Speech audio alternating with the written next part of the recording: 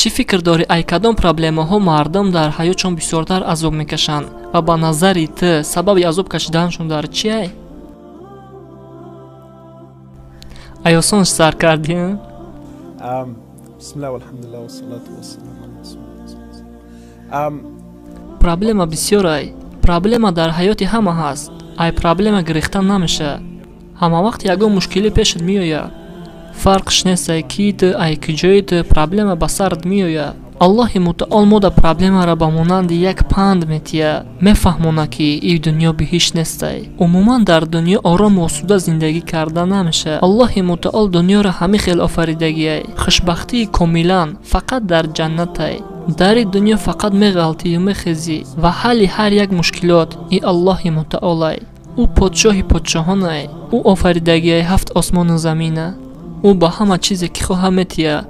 دل همه ما در اختیار اویه. او جل جلاله همه را کنترل میکنه. خلاص حل همه مشکلات ای الله متعال. خوب چی فکر داری؟ سر ره مردم چی میگیره که در اطاعت الله نیستن؟ آخه الله که همه وقت دسترسه. نه که مردم اطاعت الله نمیکنن. درباره چی فکر داری؟ برای چی خیلی؟ یا عموما نگاه که در زندگی اگر یگان کارشان بغلطه با یگان متخصصای ساحه‌های گوناگون مراجعت میکنن با سوالهای فینانسوی یا دیگه‌اش. برای چی به الله مراجعت نمیکنن؟ خیلی نگاه که ما فکر میکنم قین این سوال دا جواب دادن. سبب بسیاره چی با که الله دا ما اطاعت نمیکنیم. پروسته لحظه هسته که آدمیزو داخلش همه کار قین میکنه. آدمی درباره قیندی فکر میکنه. مردم فکر میکنن که پرابلم‌هاشون با قیندی حل میشه. مردم دراما میسازن فکر میکنن که پرابلمشون به حد قینده. لیکن در حقیقت اگر قین باشه آخه برای الله همه چی آسانه. الله دا بسنده که بگه بشو فرمانهای او در جاش عمل میشن. او دا فقط بسنده که بگه بشو. الله میتونه همه مشکلات تر حل کنه. پروسته علاقه آدمان قطعی الله به حد ضعیفه. این ما ای الله چندین سالا دور بودم. ما اسلام رعایت نمیکردم. فهمش من نادرست بود. ما خیلی زندگی میکردم فکر میکردم که این حرامه وای حرامه. الله در نظرم به مانند یک خالق خشمگین میتافت. رنگی که همه چیزا را بد میبینه. گویا که چیزی را که تو میخواهی نمیخواه بتد. گویا که او میخواه فقط تر جزاتیه. لیکن در حقیقت پرابلم دمه بود. ما در علم نمیرسید. ما خدمانی ساختگی بودم بین خدم و بین الله. مایده آموختن سر کردم فهمیدن سر کردم که الله مهربانترین غمخورترینه. همه که بزرگی و صفت او را فهمیدنش سر کردی. تو میفهمی که فقط او پرابلم‌هایت را حل میکنه خلاص. فقط او. خیلی نگاه که مثال این حالت با نظر میگیریم. مثال یک خواهر مسلمان مشکلات سخت داره یا مثال یگان برادر یگان خیلی پرابلم داره. مثال پرابلم پلی و او تو را گوش کرده سن ای خیلی خچان دا فکر میکنن. کوشش میکنم که بنده اطاعتگاری الله باشم.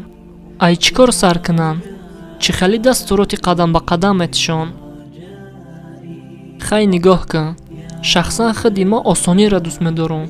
وقتی که گپ درباره الله میروه قین کردن در کار نیسته. ما باید چیکار کنم؟ اول قبول کن که الله بزرگترینه. اما فقط بنده های الله بزرگیم. قبول کن که الله توانایه. او همه کار کرده میتونه.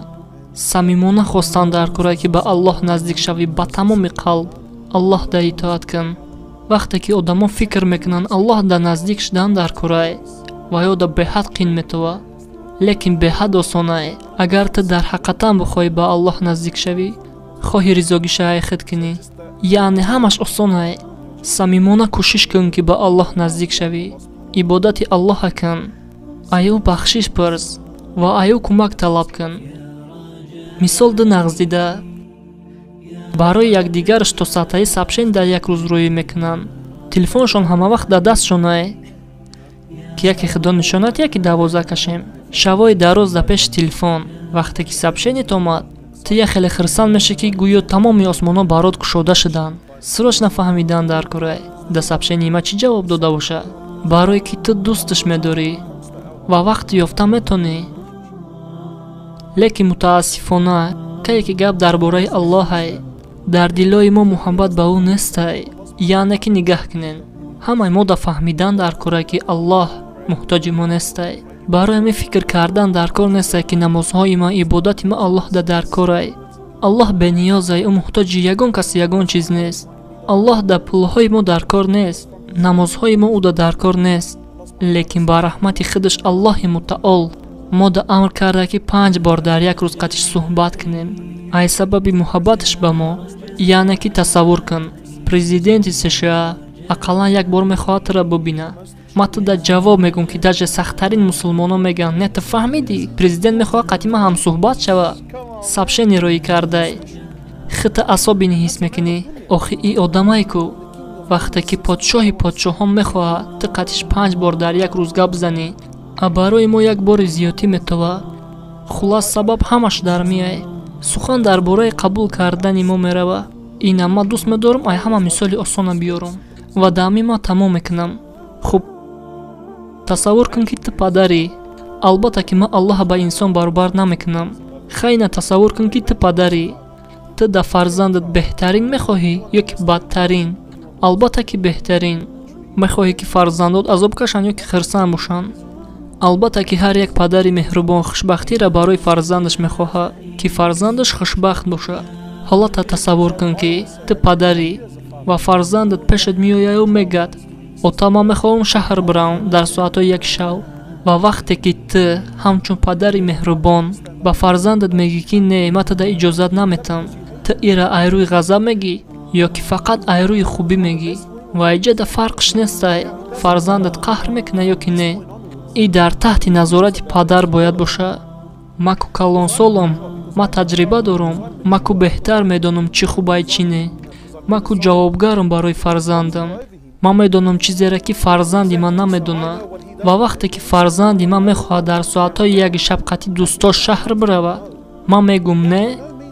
ин маънои ӯро надорад ки ман намехоҳам ки ӯ хушбахт бошад. ва фарзандон метавонанд бигӯянд ки шумо чӣ ма да боварӣ надоред? иҷа гап дар боварӣ нестай. ман медонам чизеро ки ту намедонӣ. и ту да зарар мерасонад. барои ҳамин иҷозат наметам. ана ҳамин хел ҳар як падари масъул ҷавоб метаҳад. ва и комилан муқаррарияй. ва ба Аллоҳи мутаолам ҳамин хелай. агар ки Аллоҳ ту да муносибатҳои ҳарома ман кардагӣ бошад, ӯ чӣ ту да хубӣ намехоҳад? не, ӯ фақат мехоҳад ки ту худа да зарар нарасонӣ. вақте ки Аллоҳ мегӯяд ки и ҳалолай и ҳаромай, ӯ ай рӯи муҳаббаташ мегӯяд. ӯ туро дӯст медорад. барои ҳамин бисёртар фикр кунед дар бораи ӯ ки Аллоҳ шуморо дӯст медорад. агар Аллоҳ шумо да ягон чиро манъ кард, и ай сабаби муҳаббат шай, на ай сабаби нафрат. дар бораи Аллоҳ хуб фикр кунед. и шумо да ёрдам мекунад барои наздик шудан ба Аллоҳ.